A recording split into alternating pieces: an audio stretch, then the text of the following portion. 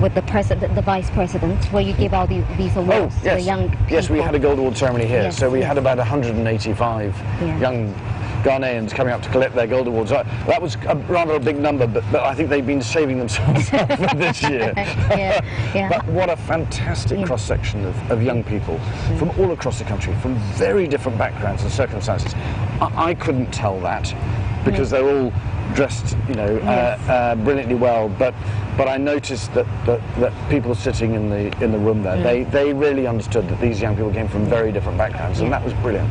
So how relevant is the Duke of Edinburgh's International Award to Ghana and the rest of Africa?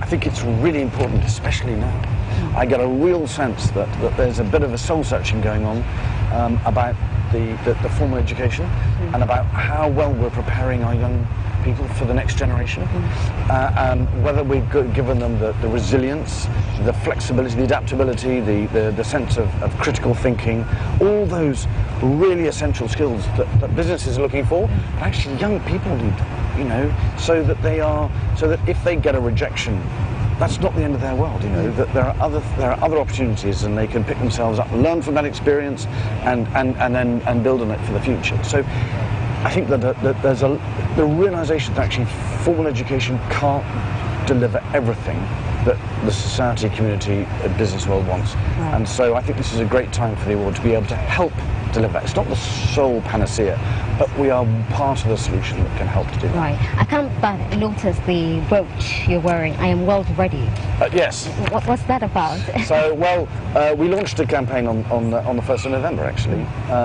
So this year is the 30th anniversary of the International Award Association. So the award family has only been going sort of formally for 30 years. And we decided we'd try and do something that would really showcase what we do, and who we are, and what and the impact that the award can have. So this is a hashtag social media campaign, hopefully drawing out from young people's experiences today, but also those people who've done it before, and also those people working with them. So, and it's young people from whatever background, circumstance, but if the fact that actually they want to pass this message on to the rest of the world. Look, we are ready for the world.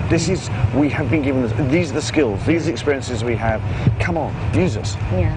The last time I noticed on social media, when it was published that you're coming down for the Head of State Awards, and people in your country, for instance, were showing pictures receiving the gold award from your father in the past, and how this award has impacted on them positively. You are a recipient yourself. Yes. How has this changed you? Well, it's difficult. It was a long time ago. I have to admit this. It was a long time ago. Do you remember how old you were? So, I finished it when I was at university, so that gives you a vague idea. It was a long time ago. But yes, I think that it does. You have to show a level of commitment and determination to see something through, and you realise that it's no good just picking up and dropping things. You have to stick with things. Right. And also, you just learn how to deal with opportunities. When a door opens unexpectedly, do you have the confidence and courage to step through that door, wherever it may lead?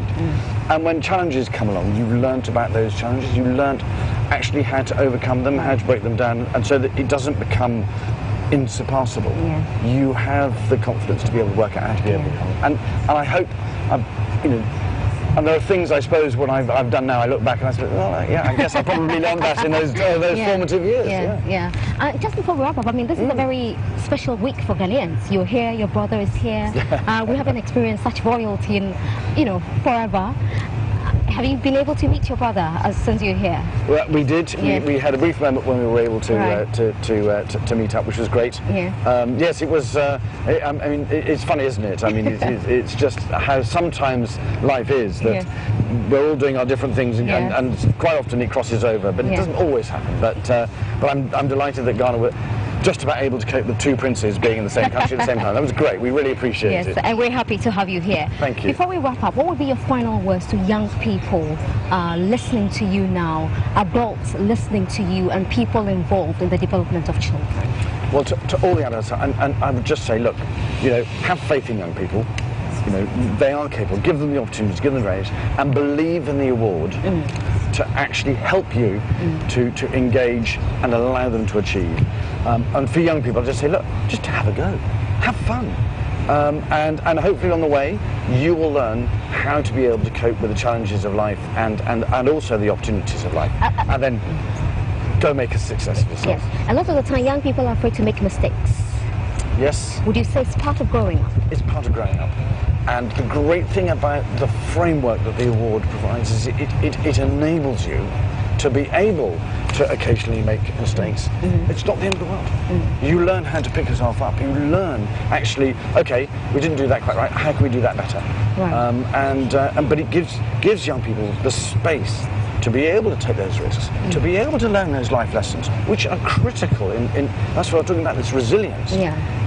You know, that to be able to rise to whatever those challenges are in the future. And so I just say, look, just go have fun. Do you feel there are too many demands on young people these days?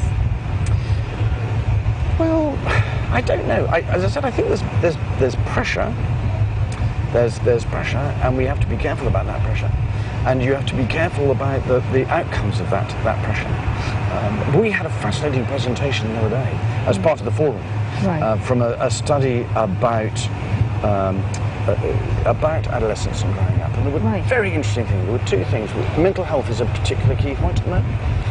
And one of the results of the survey is there are two things. So friendships. Really good formative friendships are really valuable, and the award really helps young people to bond together, to form really good relationships and friendships, which serves them well. And the other one is powerful memories. Okay. And one aspect of the award, the adventurous journey, probably that sense of travel, adventure, produces really powerful memories, and those are two really valuable things going forward in terms of young people's confidence and ability to deal with all sorts of mental health problems in the future. So there are some real positives we can get out of this. Yeah, right.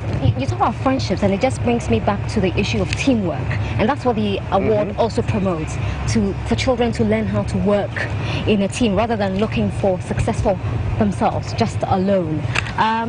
It's a very competitive world as well. In the classroom, we're trying to be first. When you're doing your work, you don't want another person to see what you're writing. What do you say to young children about teamwork?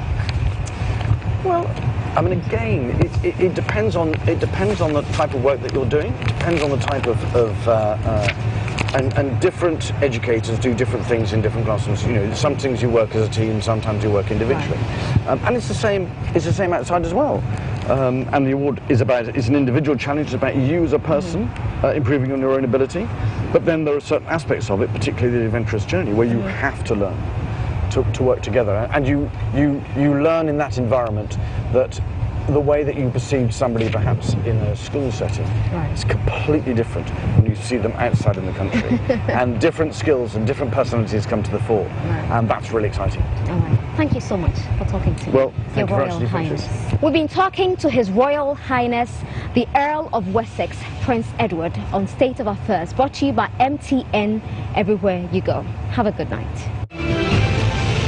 State of Affairs, brought to you by Everywhere You Go, MTN.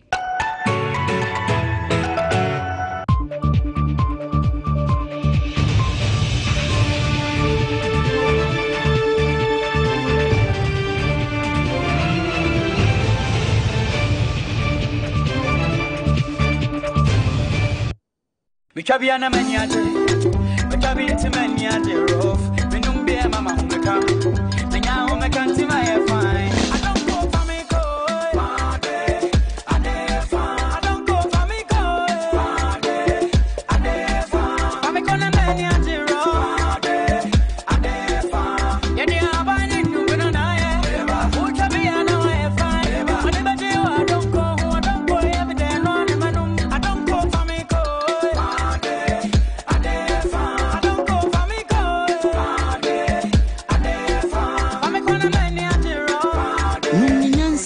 And too many power when fear doom watching, and says I pay for no, I will drinking spots be a don't go bitters, a demufua.